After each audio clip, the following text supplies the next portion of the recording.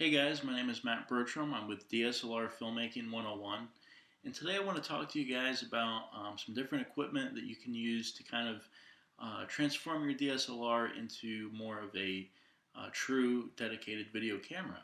Since we're going to be using our trusty DSLRs to be shooting short films, documentaries, videos of all kinds, we want to make sure that we have equipment that's going to make our lives a lot easier when we get out there to go shooting.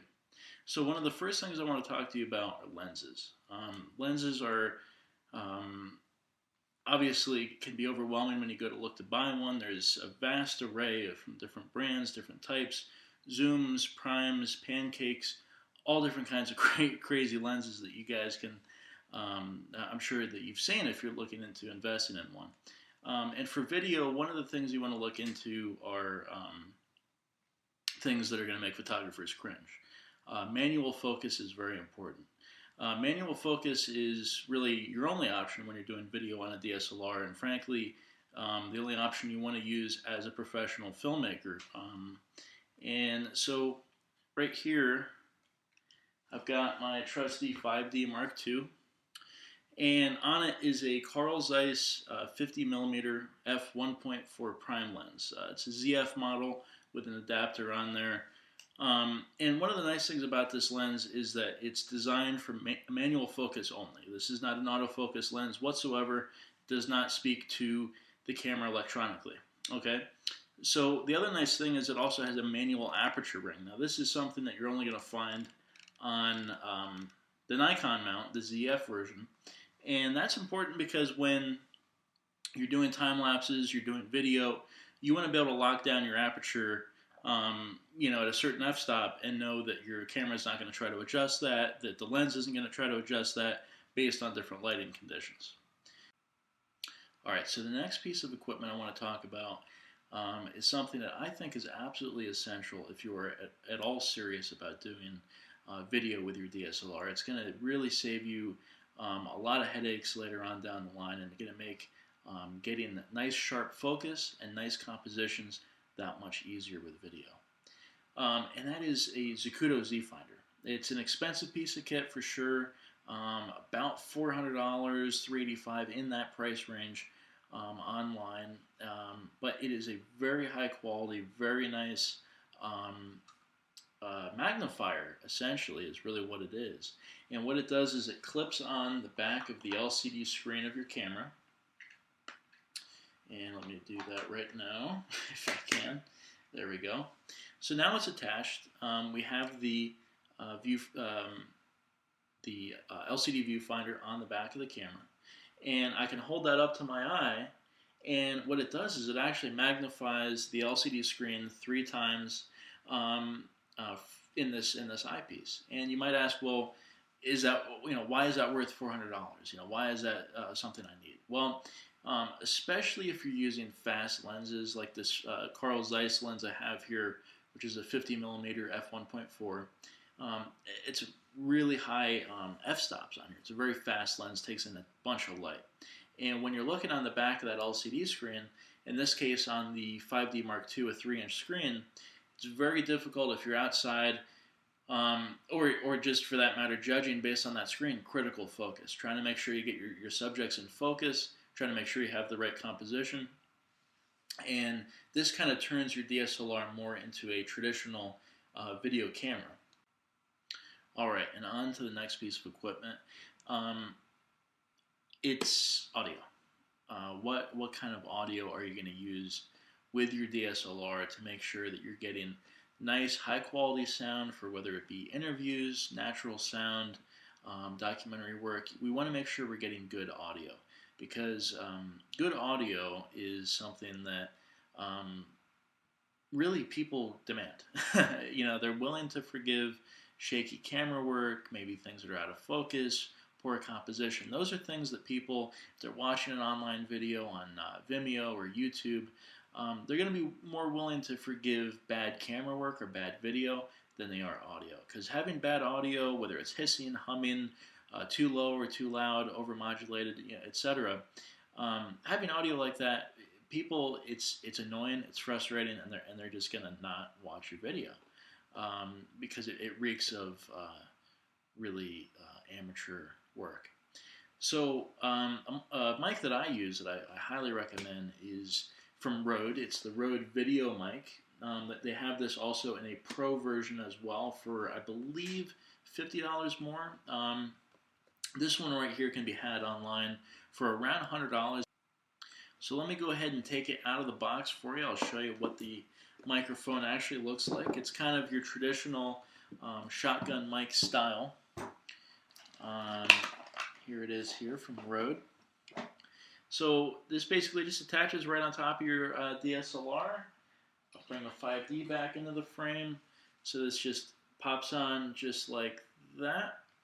And the really cool thing that Rode did with this microphone, which is actually really, really cool for such an affordable microphone, is on the back here, we have options to actually raise our sound levels by 10 dB.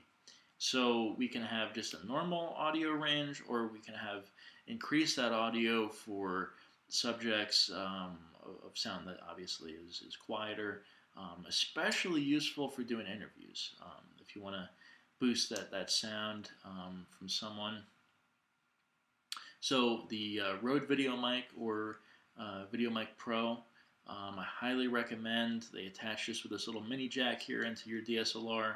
A nice piece of equipment, and frankly an essential piece of equipment to get high quality sound for your productions. Alright, now along with a tripod, tripods are without saying something you're going to have, and preferably a good one, because if you think about it, you're not buying video equipment every day. And you know, if you're shopping for a tripod, try to stay away from those kits that come with kind of a cheapo head and the legs on the bottom, $200-300, even less than that in some cases. Because frankly, look, if you have a DSLR that you invested a couple $1,000s in, or more for that matter, with the lenses as well, if you're investing that kind of money, do you really want to have it resting on, you know, sticks that cost you $50, $100, $200?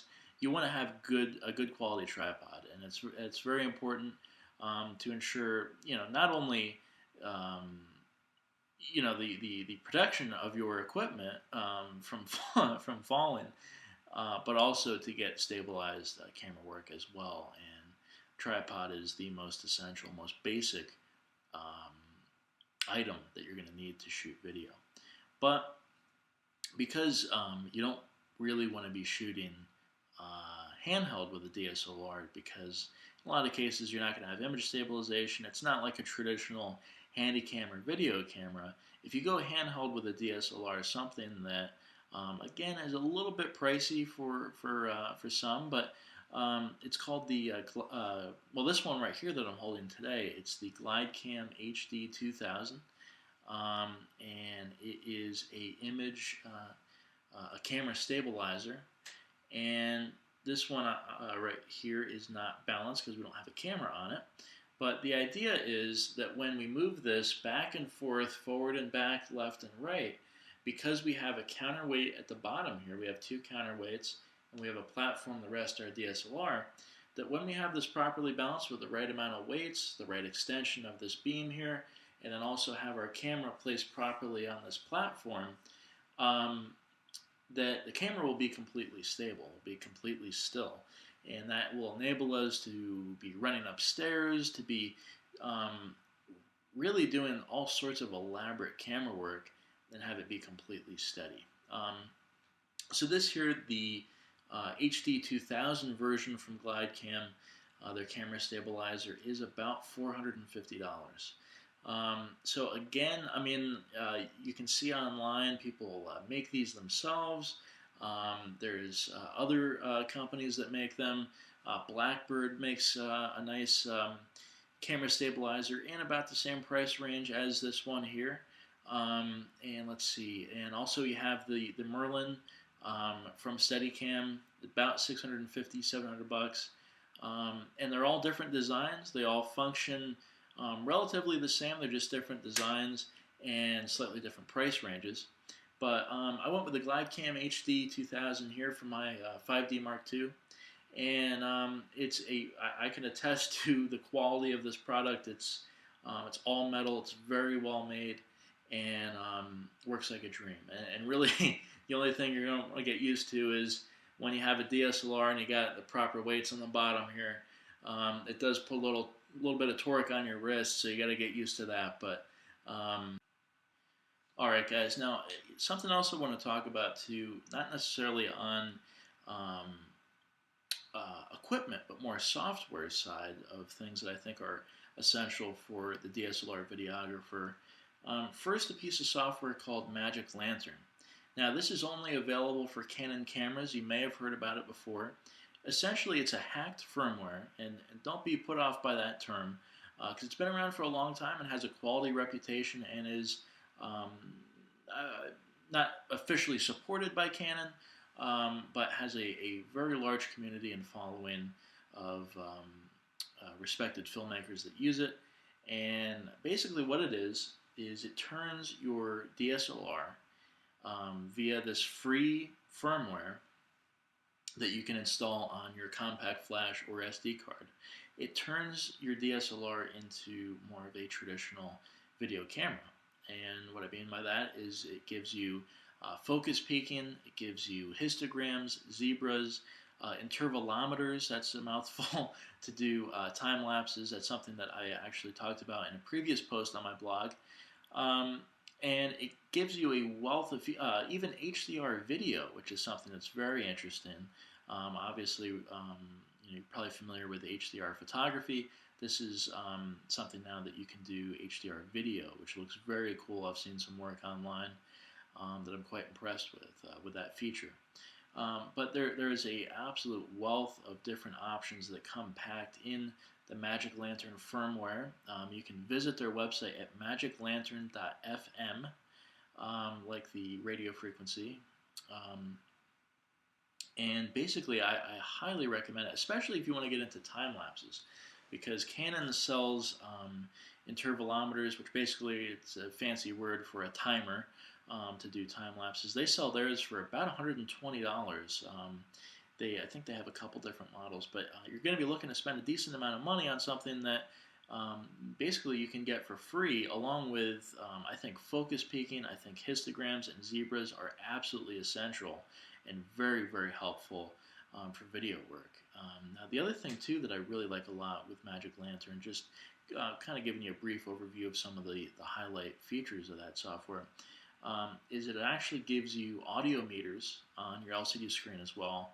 So if I have that Rode video mic on here and I'm doing an interview, I can actually see in real time my audio meters on the back LCD screen and make sure I'm getting nice, good levels, not overmodulating, not too low. And lastly, a feature that I think is really nice is for some of these DSLRs from the last generation or before did not have headphone jacks. And headphone jacks enable us to monitor our audio on location in real time, straight out of the camera, and make sure that our audio is nice and clean. And in the case of my 5D Mark II, for example, I do not have a dedicated headphone jack. What I do have is an AV out jack, okay? And with Magic Lantern, it basically turns that AV out into essentially headphone monitoring. I can plug 3.5 millimeter headphone jack straight in there, and now I can use my headphones and listen to my audio, which is really, really nice. A feature I wouldn't have otherwise. So I highly recommend that. And then one other piece of software too. I know that there's a lot of information I've talked about today, but I feel that everything I've mentioned is something that's really going to benefit you as a filmmaker with a DSLR. The next piece of software I want to talk about, it's called Technicolor CineStyle. Now, DSLRs and cameras of all types have picture profiles, which basically it just tells the camera as it's processing pictures or video. It's a recipe for how to use the colors and the lighting and contrast. It's a recipe for how the camera is going to process the imagery with colors, brightness, contrast, etc. So Technicolor CineStyle, it's a picture style that has been designed by Hollywood filmmakers, directors, and producers. They came together and they wanted to have a picture profile um, for when you're shooting video on a DSLR to get the most dynamic range. So actually, when I'm shooting with my 5D using CineStyle, the footage, the raw footage that I get back when I throw it into Premiere Pro is very pale. It's practically black and white. I mean, the colors, it's completely desaturated. Um, just a very flat image. That's something. You don't want to use Canon's built-in picture profiles for doing high-end video simply because it's going to try to make your picture look as nice, or picture or video, look as nice as possible straight out of the camera with a lot of contrast, with a lot of punchy colors and saturation. And the reason why you don't want to do that is because when you go to edit that footage, if you want to color grade, um, the colors that the camera has used with that picture profile are burned in. You can't recover that, and you're not going to be able to push the colors as much as you'd like, perhaps. So with Technicolor CineStyle, get a very bland, very pale looking image, video or still picture for that matter. And then what that enables you to do is you have the most dynamic range and color options to really push that footage in any direction you want. Whether you want to make something that you shot at midday look like night, whether you want to really give it kind of a cinematic teal, dark, kind of magic bullet look, any kind of style that you want to create, you're going to be able to have the ability to get really close to that using Technicolor CineStyle